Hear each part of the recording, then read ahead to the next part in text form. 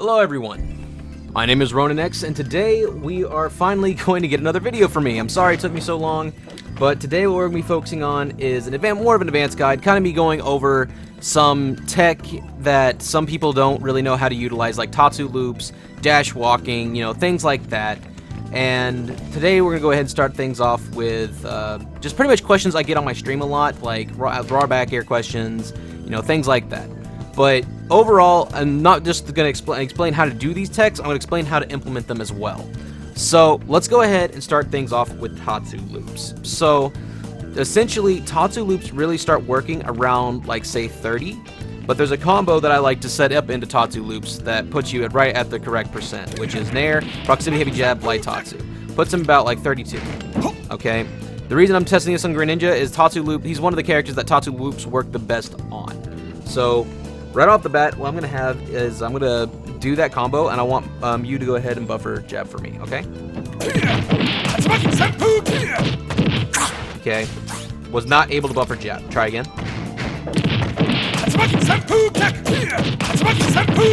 So all that right there was true. All that was absolutely guaranteed. Okay, do it again. But out of heavy jab at this percent, she was able to jab. Okay, do it again. You saw the jab come out there. So yeah, essentially all of that was guaranteed on Greninja because of Tatsu loops giving him frame advantage. So light Tatsu actually seems to be, light input Tatsu, might I add, seems to be giving more frame advantage than heavy Tatsu. But heavy Tatsu can work as well. But with heavy Tatsu, it takes a little more rage. So let's put myself about 80 rage this time. Okay? Alright, honey, do the same thing. So yeah, with the 80 rage, okay, this time, honey, now the thing is sometimes they'll buffer, they can buffer shield too. So this time, honey, can you buffer shield for me? So then you'll end up in situations like this. So whenever you end up in a situation where they do end up buffering shield, what you want to do is you want to just set up a shield trap of some sort, which one of my personal favorites is jab 2 crescent, jab 2 crescent. Now the reason for that is whenever you land jab 2 on someone and then they decide to buffer shield, they'll actually get their shield up in time to block the crescent kick. A lot of people see that as a bad thing, but it can actually lead to some interesting things because crescent kick is -7 on block. What that means is it will cover drop shield options, and you can cover jump out of shield as well with jab 2 if they do that, if they buffer that as well, leaving things like rolling away, and if they roll in, they end up getting caught there too. So rolling away is honestly the best option they can do, but if they do, you can always follow them there. So it really comes down to how good your option coverage is. So let me just show you with this. So yeah, it kind of looks like something like that, or you can do this.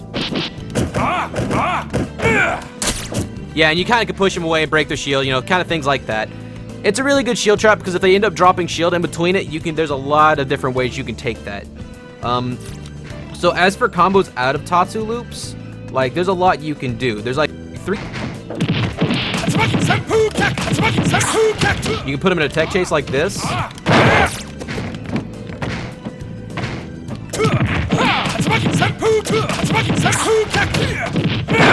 You can shove them away.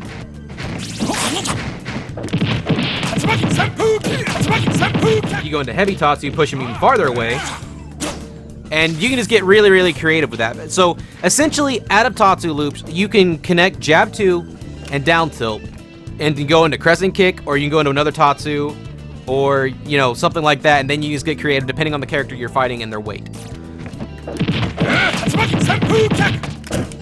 So yeah, you'll end up in a situation like this a lot. So it's good to know what your shield poke setups are, and be able to react to it, whether you hit confirm on block or if you hit confirm on hit.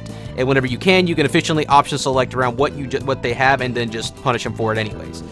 And characters like Greninja are a bit hard, a bit harder to get some shield pokes. But whenever you do push them away, this is going to go into one of my next points, which is mid-range zoning. Hold shield for me, honey. Whenever you push them away at this distance, you put them at the exact distance you want them to be for things like light forward tilt, hard down tilt spacing, and things like that. Okay, so heavy Inazuma on crescent kicks -9. Okay, so that means that it covers all drop shield options, and things like that out of shield. It normally pushes them far enough away, like characters like Mario's up B and Lucina's up B, they'll end up whiffing right in front of your face. And if they do end up buffering that as an option when they're being shield pressured, they'll end up whiffing in front of your face and you get a full combo. Because it'll be dialed into the buffer system, and even though they did the input when they were in the middle of Inazuma kick, it'll actually end up coming out as soon as Inazuma kick is over. So super good and interesting thing to know, so you can help deal with up B out of shield, which I will be going into more later. So the reason this is good whenever you set this up out of Tatsu loops is now you can set up mid-range zoning, which pretty much is the whole point of doing this is so that if they do have a fast up B out of shield, you can get around it. So if you're you can set up things like life forward tilt, hard down tilt, roundhouse. Life forward tilt's -8. Okay, do it again. Do it again. You'd always do hard down tilt, roundhouse. And hard down tilt, crescent kick. Which, by the way, this is actually a really good thing to do out of a dash walk, which is this tech right here. You see how far I'm dashing now? This is a normal dash. This is dash walking, which I covered in a past video as well. If you want me to explain that again, I definitely can. The reason this is good is hold shield, honey. You can space with things like, do it again, like this, and just shove them so far away. And in between that, if they buffer any up B out of shield option, they're gonna get whip punished. And from this distance, if they don't, let's say they hold shield, you're still in their zone to where you can harass them. If they stay in shield, they're gonna do something, whether it's jump, let go of shield, something like that. You can react from this distance and just kind of get on top of them. You ready? So yeah, you can land and shield in front of them. And so you can also spot dodge as well. So if you do see that you just committed and you're like, oh god, I just landed on a shield, he's gonna up B, you can do that. And spot dodge will cover up B and if he grabs out of shield. Sometimes you can even roll away. But a lot of times you just don't want to end up in that situation to where you're in, like you're spacing on them like that. So what I like to do whenever they think I'm gonna jump in on them, I'll fake out like I'm going to, and I'll just fast fall right up this distance. Because from this distance, I can normally, like, you know, if it's like Mario up B or something like that, sometimes they'll whiff and I can just space like I want to. But you don't want to be jumping in on these matchups either. You just want to be playing super grounded. So just to kind of show you what he can, what Inazuma will do when they buffer up B out of shield, I'm going to show you what happens when I set up with certain block strings that I use at mid distance. Okay.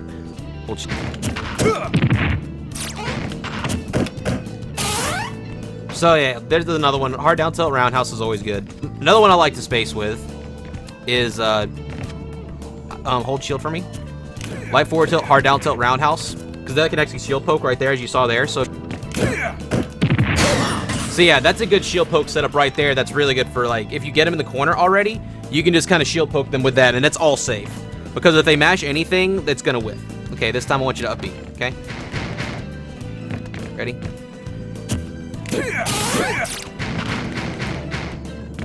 Ready?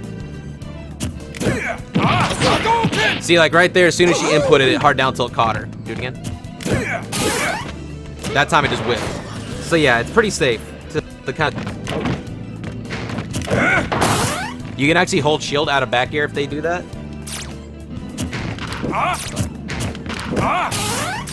Even if you space crescent kick on their block, they'll still whiff. Like, you see how far away crescent kick will hit her? So, like, if you space down tilt crescent kick from this distance, they're gonna whiff. Like that. You can actually cancel into focus and just charge focus for when they land. Like so.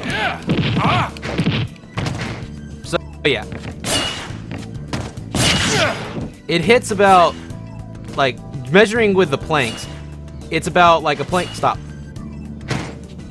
It's about a plank apart from me. So it's like right here, like it would cover, like if I'm spaced about a plank away from her, it'll miss, which is right at light forward tilt distance. That's the way I measure it. So let's talk about the most common question that I get, and that's back air. How do you consistently back air? So the thing is with consistently back airing, the input I do is I input dash, and then as soon as I input dash, I do a half circle back motion. Think of it kind of like Inazuma kick, but in reverse. And then I hit jump. So it looks like this. But the way I time it to where I constantly back air like I'm doing right now, is as soon as I land on the ground, I'm buffering the dash, half circle back motion, and I'm hitting jump. And I'm hitting forward on the C-stick. So it's dash forward, half circle back as soon as you do it, and jump. And you'll get this. And then after that, you just hit forward on the C-stick.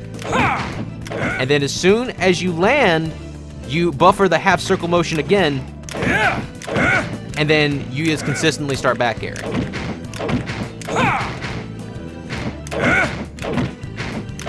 So, revisiting Tatsu loops, because there's a couple key things that I did forget.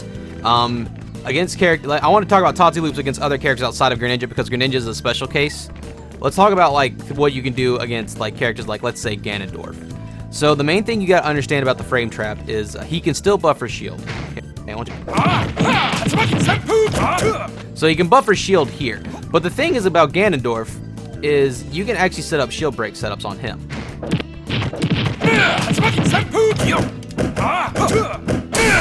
Like that. So his options at this point is if he dropped shield, he got hit. If he jumped, he got hit. Because his main option out of shield, as we know for Ganondorf, is jump. So he still got hit. If he holds shield, he gets his shield broken. If he rolls away, then I can just chase and get my stage control. But you see how many options I'm covering whenever I set this up. That's what you want to be focusing on whenever you're setting up your pressure with Tatsu loops in situations where it's not absolutely guaranteed, because you can get so much out of it like you just saw here. And that's kind of essentially how I set my pressure up personally, is I see what's my opponent's out of shield options, how can I cover them and exploit that. And whenever you get good at that, that's when your opponent starts panicking and shield, and you start finding all these crazy resets you see me get all the time. Okay.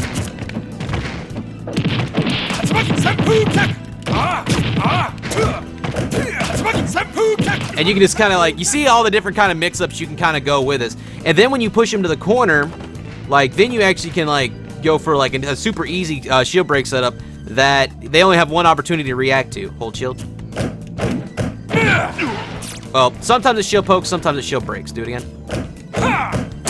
That's what it looks like. Then you just walk forward. As soon as you get that shield break, you want to walk up to the corner so that your model will shove them off so they'll just fall and die.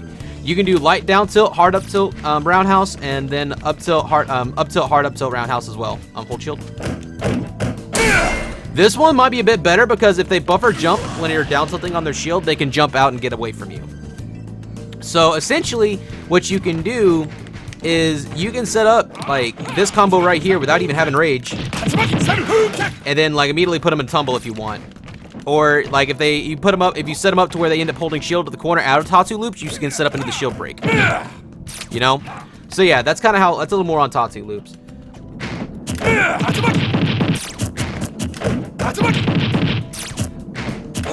So I have her buffering up B out of shield, and as you can see here, because I hit the front of her shield with fair, Tatsu will beat it because it's a true block string and there's no iframes on his up B.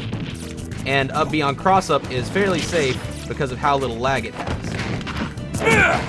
Whenever it comes to moves that don't have iframes or anything like that, if you cancel into Tatsumaki, it will win because it's a true block string.